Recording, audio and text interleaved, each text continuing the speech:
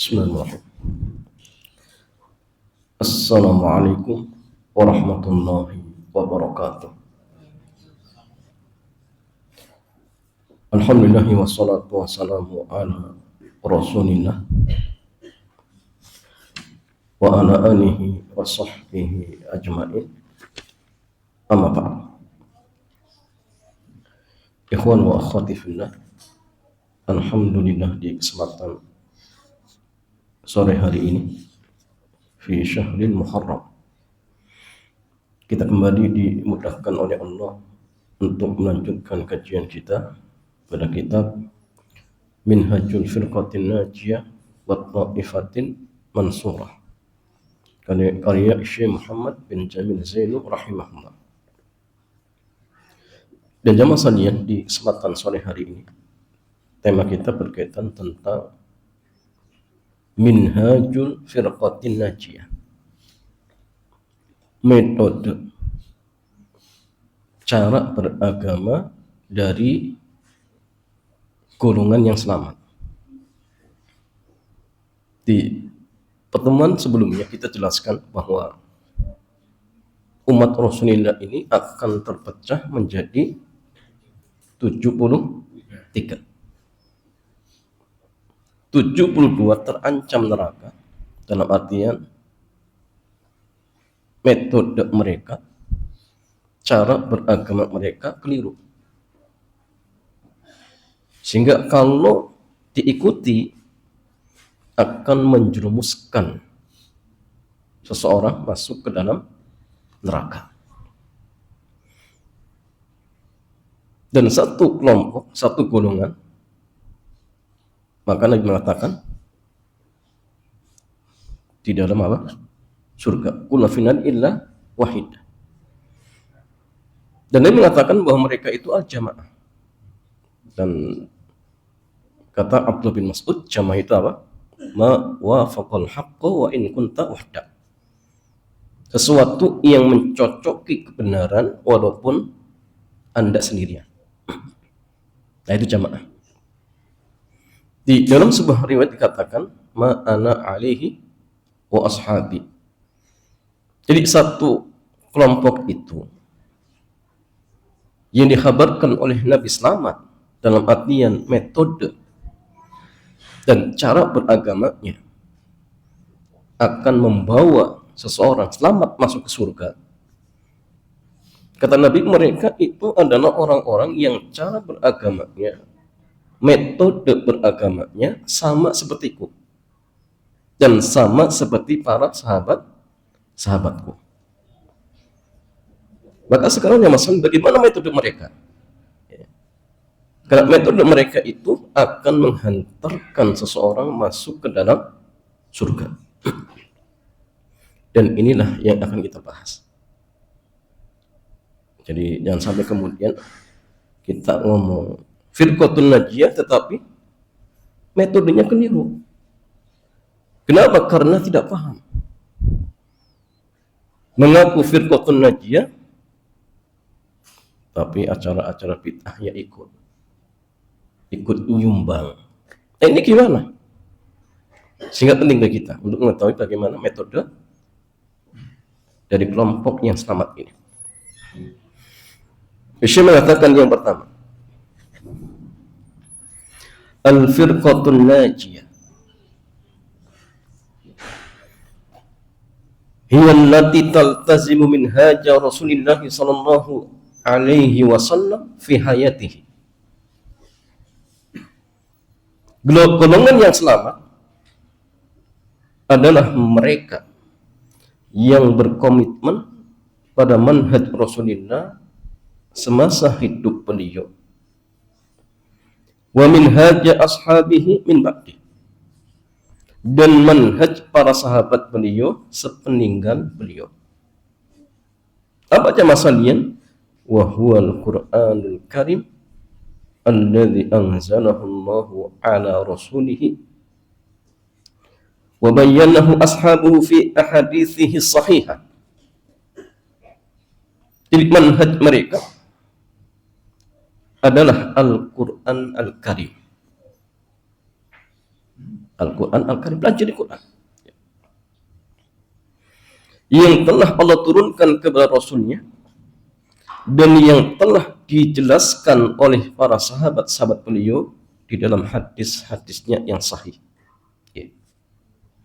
Wa amara muslimina bitamassuki bihima, serta Allah Azza wa Jalla memerintahkan kaum muslimin untuk berpegang teguh pada keduanya.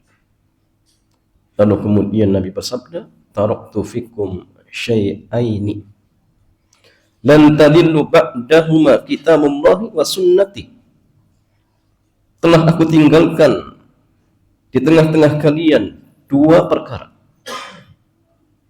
yang dimana kalian tidak akan tersesat setelah berpegang teguh dengan dua perkara tersebut.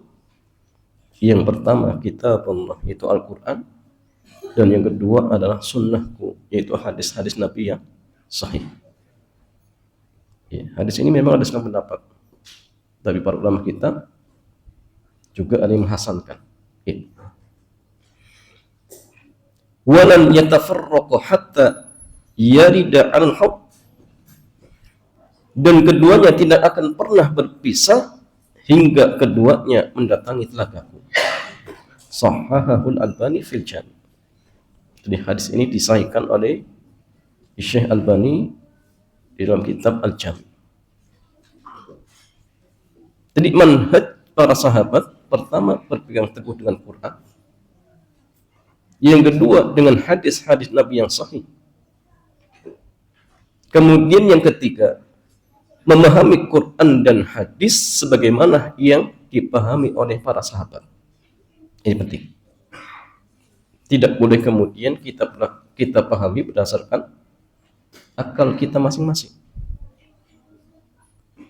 Karena ada masalah, jangankan satu ayat, satu kata saja. Para sahabat jemaah, ketika ingin memahaminya butuh tafsir dari Nabi. Seperti contoh ketika turun firman Allah Azza wa Jalla, alladzina amanu wa lam yalbisu imanahum bidzulmin ulaika lahumul amnu wa hum muhtadun. Jadi ayat ini mengatakan sungguhnya orang-orang beriman yang mereka tidak mencampur adukan keimanan mereka dengan kezaliman, maka mereka itulah orang-orang yang berhak untuk mendapatkan hidayah dan keamanan. Sehingga ayat ini mengatakan orang beriman yang akan mendapatkan keamanan dan hidayah itu adalah mereka yang tidak mencampur adukan keimanannya dengan kezaliman. Sehingga ketika turun ayat ini, para sahabat merasa beratnya. Bukan menolak, bukan, tapi berat. Kenapa? Karena mereka merasa bahwa diri mereka tidak ada yang selamat dari kezaliman. Kan zalim itu ada tiga macam. Zalim kepada diri kita sendiri, zalim kepada orang lain, dan yang ketiga zalim kepada Allah. Sehingga akhirnya mereka mendatangi Nabi. Nah ini pentingnya, kalau ada muskilah datang kepada ahli ilmu. Ternyata tatkala mereka bertanya, kemudian Nabi mengatakan, "Lisa kama taqulun."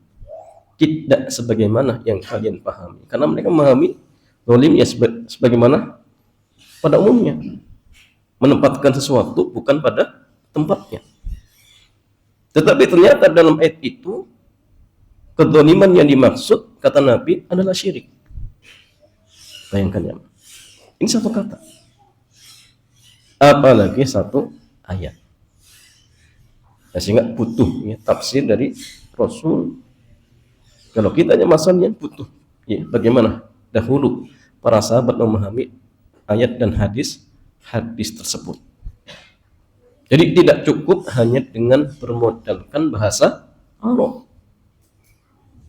Para sahabat orang Arab, tapi memahami satu kata saja masih butuh tafsir. Ya, jadi jangan sampai kemudian baru bisa bahasa Arab kemudian sok-sokan ya, sudah berani menafsirkan ya, Quran seenak sendiri jamaah. Ini nggak boleh ya. Tetap harus panduan atau berdasarkan panduan para sahabat.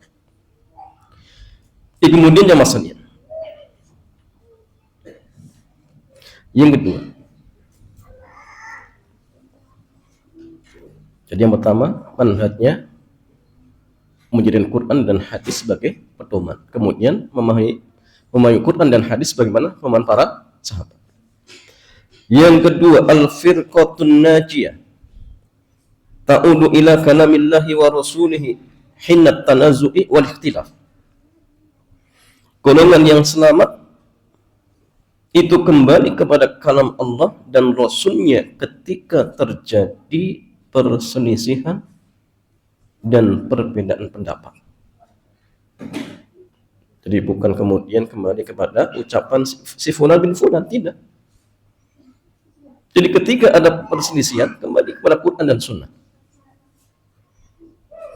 Amalan biqaulihi azza wa jalla, sebagai bentuk pengamalan terhadap firman Allah Subhanahu wa taala, fa in tanaza'tum fi syai'in farudduhu ila Allahi war rasul in kuntum tu'minuna billahi wal yawmil akhir dzalika khairu wa ahsanu ta'wila. Dan jika kalian berselisih tentang sesuatu, maka kembalikanlah perkara itu kepada Allah dan Rasul. Kembali kepada Allah maksudnya kembali kepada Quran. Kembali kepada Rasul maksudnya kembali kepada hadis-hadis Nabi. In kuntum tu'minuna billahi wal yawmil akhir. Jika kalian beriman kepada Allah dan hari akhir, dzalika khairu wa ahsanu ta'wila. Yang demikian itu lebih utama bagimu dan lebih baik akibatnya. Jadi ingat, manhaj firqatun najiyah, kelompok yang selamat, ahlus sunnah wal jamaah, bahwa ketika terjadi perselisihan, perdebatan, perbedaan pendapat, maka mereka mengembalikan perkara itu kepada Al-Quran dan As-Sunnah, bukan kepada pendapat si fulan bin fulan, bukan kepada pendapat Pak Yai ajengan, apalagi jamaah ya, tokoh masyarakat, bukan ya. Wa qala azza wa jalla, dan Allah Subhanahu wa taala berfirman, fala wa rabbika la yu'minu hatta yuhakkimuka fima syajara bainahum. Maka demi Rabbmu, kalian tidak akan dianggap beriman sampai mereka menjadikan engkau wahai Nabi sebagai hakim tentang apa yang mereka perselisihkan. Thumma la yajidu fi anfusihim harajan mimma qadaita wa yusallimu taslima. Kemudian mereka tidak mendapatkan keberatan dalam diri mereka terhadap apa yang telah engkau putuskan, dan mereka menerimanya sepenuh hati. Jadi kalau kemudian, oh kayaknya ini belum cocok ini hadisnya nih, oh nanti dulu, saya pikir dulu. Ini masih bertanyakan keimanannya. Jadi seorang muslim ketika sudah berhadapan dengan Quran, sudah berhadapan dengan hadis Nabi, kalau itu sahih, sudah sami'na wa ata'na. Perkara kemudian kita belum mencerna, maka yang ada masalah itu bukan di Quran dan hadis, bukan, tapi akal kita mungkin belum paham. Tapi sikap yang pertama harus menerima dulu, jangan ditolak. Sambil kemudian dia bertanya kepada ahlul ilmi seperti itu. Tapi kalau dari awal sudah ditolak, ini keliru. Ya. Nah, ini yang kedua. Jadi ketika terjadi perselisihan, maka merujuk kepada Quran dan Sunnah. Kemudian manhaj yang ketiga, ini penting. Al-firqatun najiyah la tuqaddimu kalama ahadin ala kalamillahi wa rasulihi. Golongan yang selamat tidak mendahulukan perkataan siapapun di atas kalam Allah dan Rasulnya. Amalan biqaulihi azza wa jalla, sebagai bentuk pengamalan terhadap firman Allah Subhanahu wa taala, ya ayyuhalladzina amanu la tuqaddimu baina yadayillahi wa rasulihi wattaqullaha innallaha samii'un alim. Sebagai bentuk pengamalan terhadap firman Allah azza wa jalla, wahai orang-orang yang beriman, janganlah kalian mendahului Allah dan Rasulnya, dan bertakwalah kalian kepada Allah. Sungguhnya Allah maha mendengar lagi maha mengetahui. Jadi nggak boleh jemaah ketika disampaikan, Pak, amalan yang jenengan amalkan itu dilarang loh oleh Allah dan Rasulnya. Kalau kemudian dijawab, oh tapi kan Mbah Yai saya membolehkan, tapi kan Ustadz saya mengamalkan, gimana Syam? Nah, ini nggak boleh. Seperti ada seorang Ustadz Kus ya. Jadi ketika menjelaskan tentang apa, tidak boleh menghadiri walimah ketika ada musik. Apa hujannya? Oh, tapi Mbah Mun itu hadir loh. Kus Najih juga hadir. Gimana coba? Akhirnya menyalahkan. Jadi kalau kita mau memahami hadis itu harus apa? Merujuk dengan ulama-ulama sekarang. Ya. Hadis seperti itu, tetapi ternyata mereka hadir juga. Gimana coba? Nah, ini fatalnya. Jadi seolah-olah menganggap remeh ya, sanad yang tinggi. Padahal ya, Nabi kemudian para sahabat, ya memang sebab itu tidak boleh hadir. Kalau perkaranya misalkan hadir karena ada dua mudarat sehingga ambil mudarat yang paling kecil, itu perkaranya beda. Tapi kalau kemudian ditafsirkan berdasarkan prakteknya orang-orang di zaman kita, kemudian dikatakan yang benar itu seperti ini, ya keliru. Jadi ingat, firqatun najiyah ahlu sunnah wal jamaah tidak akan mendahulukan firman Allah dan hadis Nabi di atas ucapan siapapun. Tidak akan. Jadi kita itu jamaah niat sahih, boleh mengambil ucapan ulama, boleh. Tapi dengan catatan, ketika pendapat tersebut, ucapan tersebut tidak bertentangan dengan dalil, silakan diambil. Dan tidak boleh kemudian fanatik. Artinya mau ucapan Al-Imam Syafi'i, Al-Imam Ahmad bin Hanbal, Al-Imam Malik, selagi tidak bertentangan dengan syariat, kita terima. Sebaliknya ketika misalkan ucapan seorang imam, siapapun imamnya, ketika bertentangan dengan dalil, maka kita tinggalkan. Tapi ingat, tanpa merendahkan. Tetap kita hormati, kita carikan uzur, alasan-alasan. Nah, itulah sikap yang selamat. Ya. Sikap dari firqatun najiyah. Ya, kemudian wa khatifuna. Waqala Ibnu Abbas. Sahabat Abdullah bin Abbas radhiyallahu ta'ala anhu pernah mengatakan, arahum sayahlikun. Aku melihat mereka hampir binasa. Aqulu qala an-nabiy sallallahu alaihi wasallam wa yaqulun qala Abu Bakrin wa Umar. Jadi kata Ibnu Abbas, saya mengatakan Nabi bersabda, kemudian mereka, orang-orang yang hadir ketika itu, membantah dengan ucapan apa? Oh, tapi kan Abu Bakar dan Umar mengatakan seperti ini. Bayangkan. Jadi Ibnu Abbas membawakan hadis Nabi disanggah dengan ucapan siapa? Tapi kan Abu Bakar dan Umar seperti ini. Bayangkan. Dalam riwayat yang dikatakan, hampir-hampir kalian dihujani bebatuan dari langit. Jadi Ibnu Abbas mengkhawatirkan. ketika ada seseorang membenturkan antara sabda Nabi dengan ucapan dua sahabat yang mulia. Pun dikhawatirkan, jangan-jangan Allah akan menimpakan azab. Sekarang bagaimana jamaah sekalian ketika ada sabda Nabi dibenturkan dengan tadi? Oh, tapi kan Mbah ini gimana jamaah? Tapi kan Mbah Yai saya mengamalkan. Gimana jamaah?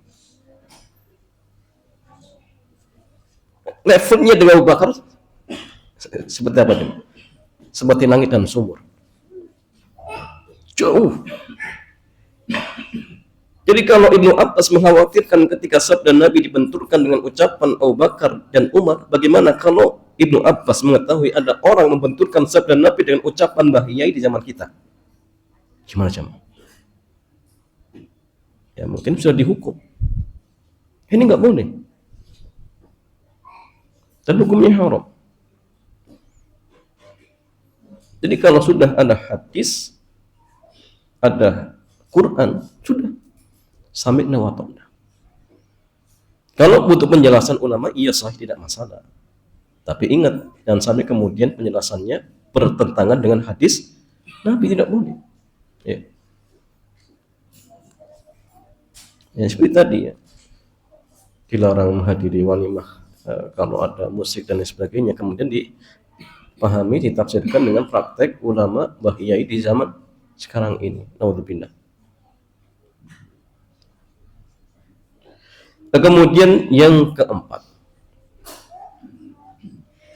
al-firqatun najiyah ta'tabiru tauhid wa huwa ifradullahi bil ibadati kad du'ai wal isti'anati wal istighatsati waqta syiddati war raha. Golongan yang selamat menganggap tauhid wa huwa ifradullahi bil ibadati kad du'ai wal isti'anati, yaitu mengesahkan Allah dalam beribadah. Ini maksudnya tauhid uluhiyah.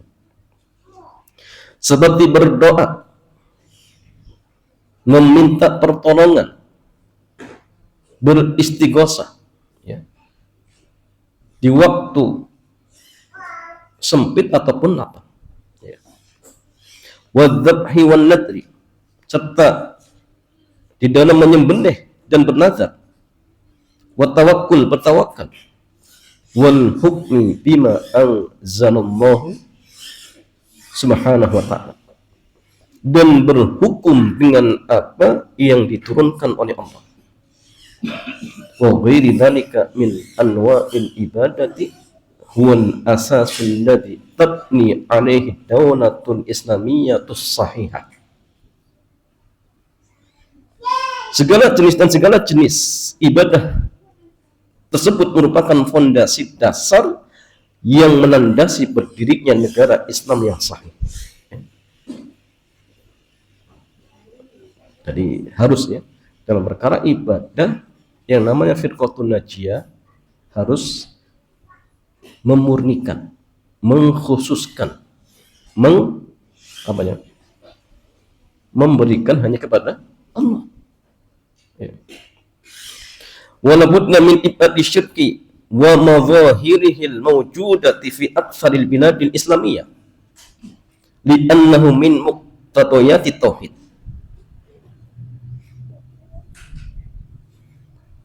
Oleh karena itulah kesyirikan beserta segala bentuk, ya,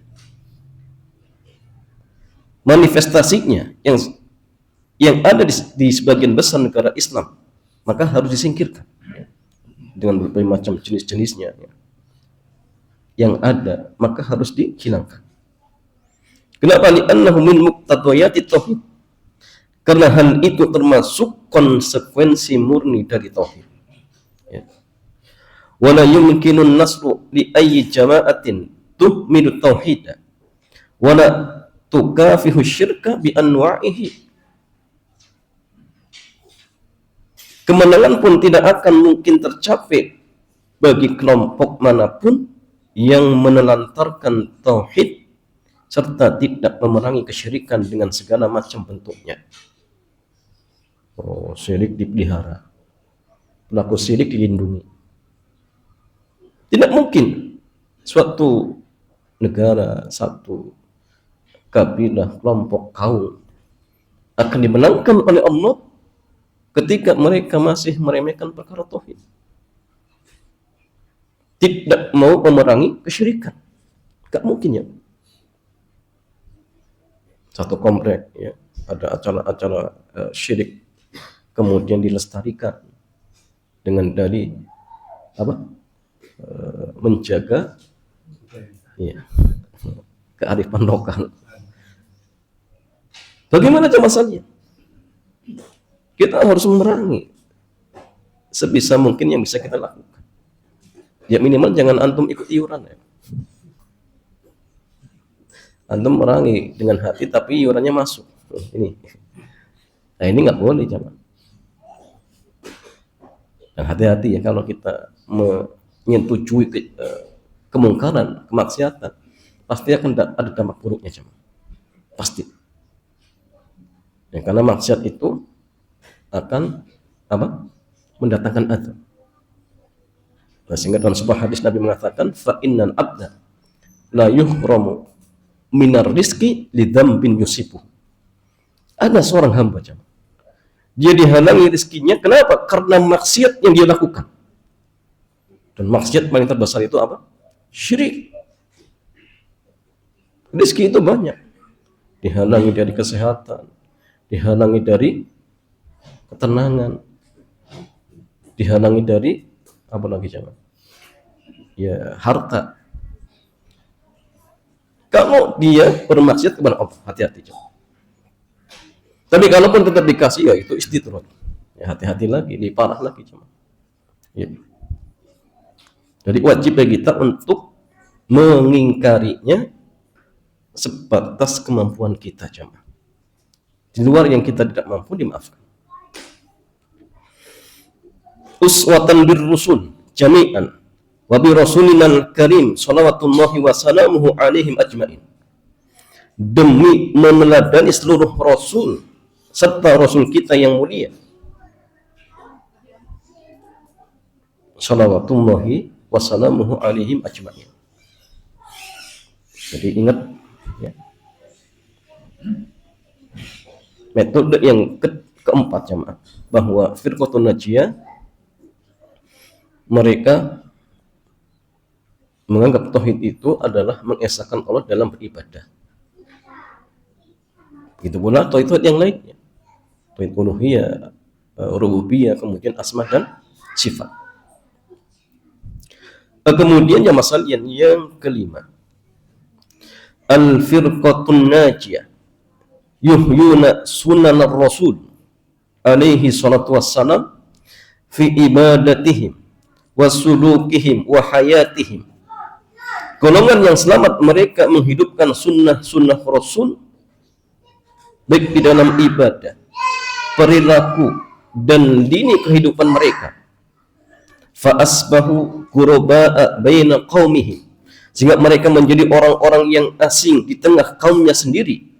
Kama ahbara anhum Rasulullah sallallahu alaihi wasallam, sebagaimana yang dikhabarkan oleh Rasulullah sallallahu alaihi wasallam, innal islama bada'a ghariban wa sayaudu ghariban kama bada'a fatuba lil qurba. Sesungguhnya Islam dimulai dalam keadaan asing dan akan kembali asing sebagaimana awannya. Maka bergembiralah, beruntunglah orang-orang yang asing tersebut. Dan di zaman kita orang yang mengamalkan sunnah itu asing. Lanaknya tidak isbal, berjenggot, yang perempuan nutup auratnya, itu asing. Coba aja masalahnya antum masuk tempat wisata pakai cadar, mungkin dari 100 pengunjung yang pakai cadar mungkin 1-2 orang. Bayangkan. Ini orang yang tinggal di negara yang mayoritas muslim. Bayangkan ya. Bagaimana kalau kemudian di negara yang Islam minoritas, lebih asing lagi. Tapi Allah kabarkan ya, orang-orang yang asing itu mendapatkan keberuntungan. Sehingga dalam sebuah hadis dikatakan, menghidupkan sunnah di akhir zaman itu seperti memegang apa? Bara api, jemaah. Berat. Tetapi fadilahnya sangat luar biasa, jemaah. Nah, sehingga ya, jangan kemudian kendor, tetap istiqomah. Ya memang nanti akan ada banyak ujian, ya. Banyak ujian. Tapi orang-orang yang istiqomah tegar, maka akan mendapatkan ya pertolongan dari Allah Azza wa Jalla. In tansurullah, apa aja masalahnya? Jika kalian menolong Allah, agama Allah, maka Allah akan menolong kalian. Pasti jemaah. Ya. Agamanya masalah ikhwan wa akhwati fillah. Yang keenam, al-firqatun najiyah la tata'assabu illa li kalamillahi wa kalami rasulihil maksum. Golongan yang selamat, mereka tidak bersikap fanatik buta kecuali terhadap firman Allah dan sabda Rasulnya yang maksum.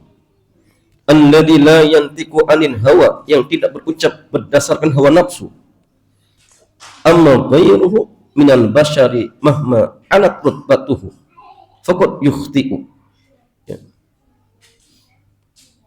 Adapun manusia selain beliau, setinggi apapun kedudukannya atau pangkatnya, maka ia pasti akan terjatuh dalam kesalahan.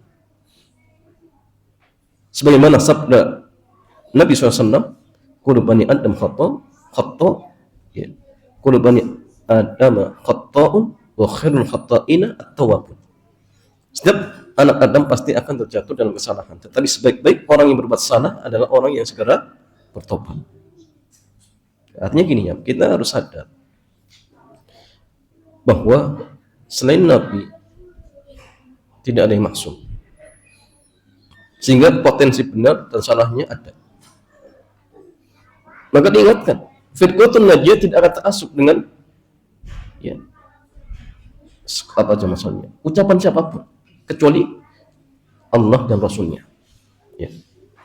Kenapa ya tadi? Selain Nabi tidak ada jaminan kebenaran. Sampai pun para al-a'immatul arba'ah, imam yang 4, ada benar, ada salahnya. Sehingga artinya jamaah yang benar kita ambil, yang salah kita tinggalkan. Tapi tadi tanpa merendahkan mereka, tetap kita muliakan mereka, kemudian kita carikan udzur, alasan-alasan seperti itu.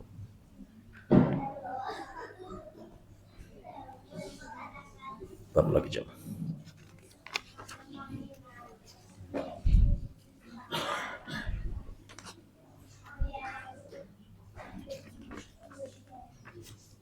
Ya, masih 12 lagi. Baru 7. 7 belum? Baru 6 jemaah. 7 sampai 12 insyaallah kita lanjutkan ya di pertemuan berikutnya jemaah. Alhamdulillah jamaah sekalian, metode ini penting untuk kita pegang. Jangan sampai kemudian kita mengaku ahlu sunnah, mengaku firqatun najiyah, tetapi manhajnya nggak paham. Kenapa? Buktinya banyak. Sebagian orang mengaku ahlu sunnah, tetapi pengamalannya bertentangan dengan sunnah. Memerangi sunnah, membenci ahlu tauhid, gimana jemaah? Kita juga kadang-kadang bingung, otaknya di mana jemaah? Masa orang yang mengingkari tidak boleh nyembah kuburan kok dimusuhi jemaah? Kita yang mengatakan ayo kita beribadah hanya kepada Allah, kok dimusuhi? Salahnya di mana coba? Dengan difitnah, diberikan gelar-gelar yang apa? Jelek. Ini oleh mereka. Dan mereka ngaku paling ahlu sunnah. Tapi sunnah nggak diamalkan. Gini ya, kalau kita bicara tambahan jenggot sunnah, oke lah. Ya sudah, amalkan saja. Kenapa dipotong coba? Oh, Ustaz, saya belum mampu. Oke, kita bisa terima. Tapi kenapa kemudian membenci yang menghidupkan atau melihara jenggot? Ini kan masalah, jam. Nabi kita berjenggot, para sahabat berjenggot. Kok kemudian yang berjenggot dimusuhi? Jenengan paling ngaku ahlu sunnah. Ngamalkan sunnah tidak. Kalau alasannya saya belum bisa mengamalkan, oke lah kita terima. Ya jangan dibenci orang yang mengamalkannya. Ini kan aneh. Yang jadi kadang-kadang apa? Bahasa kita jamaah sekalian, direndahkan, kedip-kedip mata. Ini. Kalau mereka masih membuka aurat karena belum mampu, mungkin masih bisa kita terima. Ini sudah buka aurat, tetapi yang nutup aurat dilecehkan. Ini kan masalah. Ngakunya paling ya, sunnah. Bahkan kadang-kadang kita dengar dari ceramah mereka, pokoknya kalau ikut kelompok ini jaminannya surga, naudzubillah jemaah. Jadi banyak nilai-nilainya jemaah. Tapi ya tadi kalau kita ingatkan mereka marah-marah. Kemudian kita dianggap pemecah belah umat. Padahal jemaah sekalian, kita mainkan, ayo kita bareng-bareng masuk surga. Kalau yang mereka ajarkan benar, apa salahnya kita ikut jemaah? Kita semuanya masuk surga. Sehingga kita mendakwahkan mereka, mengingatkan mereka, ini karena kita sayang kepada mereka, agar kita bisa bareng-bareng masuk surga. Itu maksudnya. Tapi ya memang dakwah seperti itu jamaah, kita harus bersabar, pelan-pelan, ya. Dan memang hidayah taufik di tangan Allah Subhanahu wa taala. Wallahu taala a'lam bishawab. Demikian jamaah sekalian, mudah-mudahan bermanfaat. Selanjutnya seperti biasa, sebelum ditutup barangkali ada pertanyaan, dipersilakan. Baik, alhamdulillah. Kita memasuki sesi tanya jawab. Kami beri kesempatan kepada jemaah Ikhwan dulu yang mau bertanya, dipersilakan.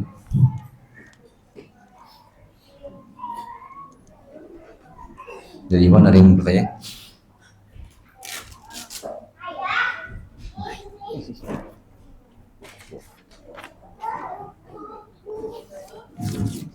Sebentar belum ini kami bacakan pertanyaan dari Ikhwan. Bismillah, izin bertanya Ustaz. Ya. Bagaimana solusinya bila ada pertemuan keluarga dengan acara bid'ah tahlilan bersama? Apa kita harus hadir atau datang setelah acara tersebut selesai? Oke, jamaah sekalian, hukum asalnya ketika ada perkumpulan, apapun itu perkumpulannya, bahkan perkumpulan yang kita pada hakikatnya diwajibkan untuk hadir, tapi ketika di situ ada kemungkaran, maka kita tidak boleh hadir. Contohnya undangan walimatul urs, walimah nikah, kita itu diwajibkan hadir jam. Kalau tanpa udzur, kalau tidak ada halangan. Tapi ketika ada kemungkaran, maka kita tidak boleh hadir. Apalagi ini bukan walimatul urs. Ya. Jadi hukum asalnya nggak wajib hadir. Apalagi kemudian ada bid'ah tadi, lebih dilarang untuk hadir. Boleh untuk hadir, tapi ingat dalam rangka untuk apa? Ingkarun mungkar, atau kemudian dibubarkan. Silakan kalau berani jamaah. Kalau tidak berani, ya sudah, ya tidak hadir. Kita benci dengan hati kita. Kalau itu yang bisa kita mampu. Awalnya dengan tangan tidak mampu, lisan tidak mampu, ya sudah dengan hati. Jangan hadir, selesai. Ustaz, tapi nanti ada mudarat nih, ya sudah. Kalau ada mudarat, berarti ada dua mudarat. Pertama, mudarat kita dianggap mendukung. Yang kedua, mudarat dimusuhi. Ya sudah, timbang-timbang saja mana yang lebih besar mudaratnya. Pelakunya yang paling tahu kondisi dengan kondisinya. Sudah ditimbang-timbang.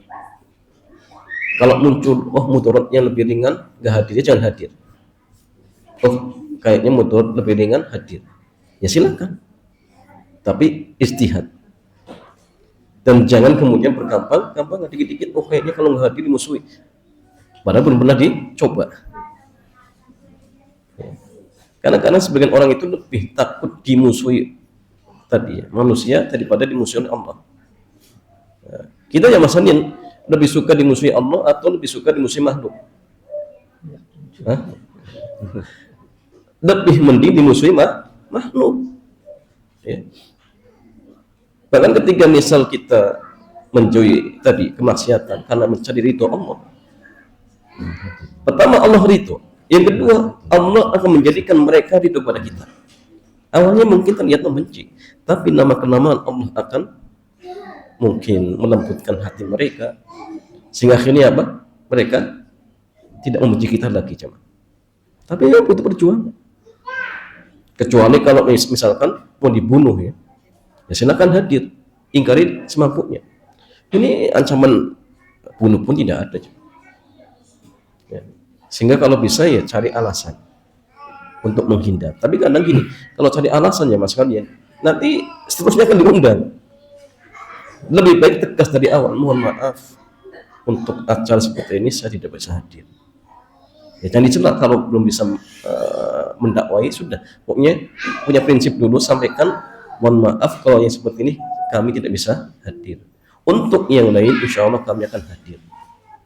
Jadi untuk menutupi kekecewaan dengan yang lainnya. Jadi jangan sampai kemudian yang itu nggak hadir, kemudian semuanya nggak hadir. Ini kan masalah nanti ya. Atau mungkin dirubah akhlak kita jadi baik, nyapa mereka.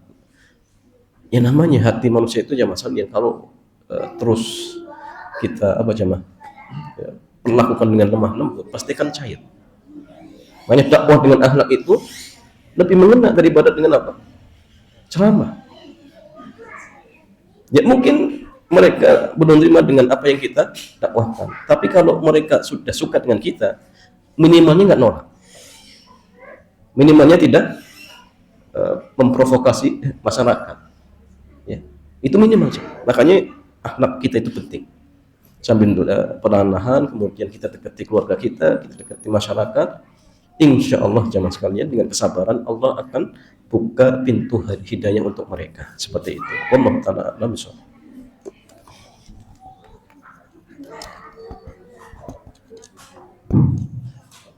Dari Iwan ada yang mau saya lagi. Pertanyaan berikutnya kan, mohon dijelaskan perbedaan antara manhaj dan mazhab.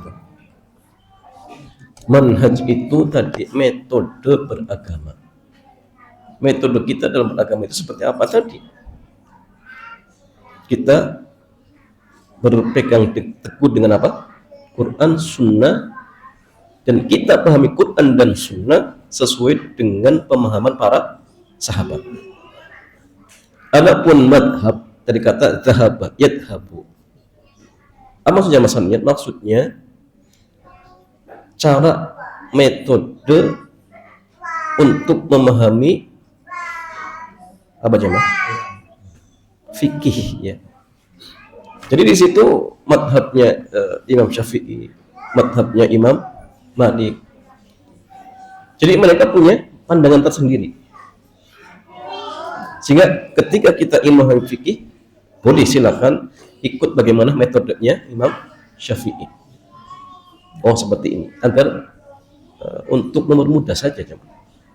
Jadi madhab itu kita mempelajari akwal-akwalnya ulama-ulama tadi. Misal contoh masalah hukum wudu, ya, pembatalnya apa saja. Kadang setiap madhab itu beda. Ya. Sehingga kalau bahasa gampangannya madhab itu ya pendapat-pendapat para ulama dalam memahami hukum-hukum terkait tentang fikih seperti itu. Ya, tapi kalau manhaj itu global, semuanya cuma. Itu mencakup tentang akidah, kemudian fikih, ya, kemudian perilaku, itu tercakup semuanya. Ya. Jadi lebih umum. Manhaj itu lebih umum seperti itu. Tapi kalau seperti madhab itu di antara perinciannya. Kalau fikih ya terkenal madhab seperti itu. Nah, nanti bab akhlak dan sebagainya seperti itu. Ya. Itu di antara perbedaan yang gampang untuk kita pahami. Ya, wallahu ta'ala a'lam bishawab.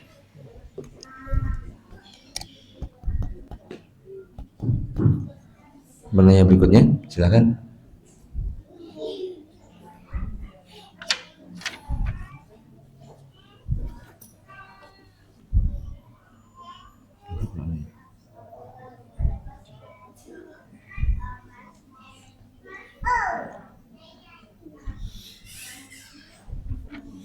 pertanyaan berikutnya, kemudian pertanyaan berikutnya.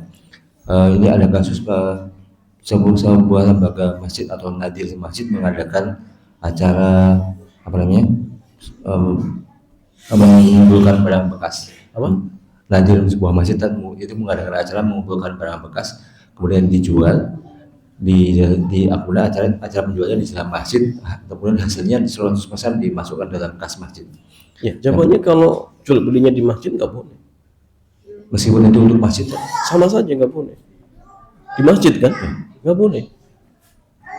Ya, kecuali gini, masjid punya kios ya, dan memang disewakan untuk jual beli, itu beda.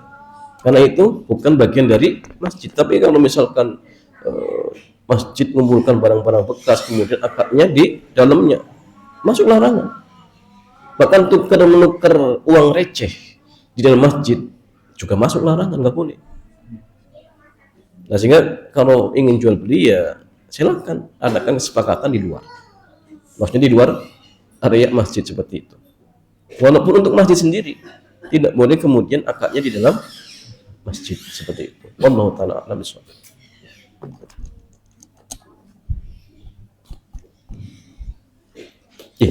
Demikian ya masalahnya, mudah-mudahan kajian di kesempatan sore hari ini bermanfaat. Kita cukupkan. Subhanakallahumma wa bihamdik, asyhadu an la ilaha illa anta, astaghfiruka wa atubu ilaik. Assalamualaikum warahmatullahi wabarakatuh.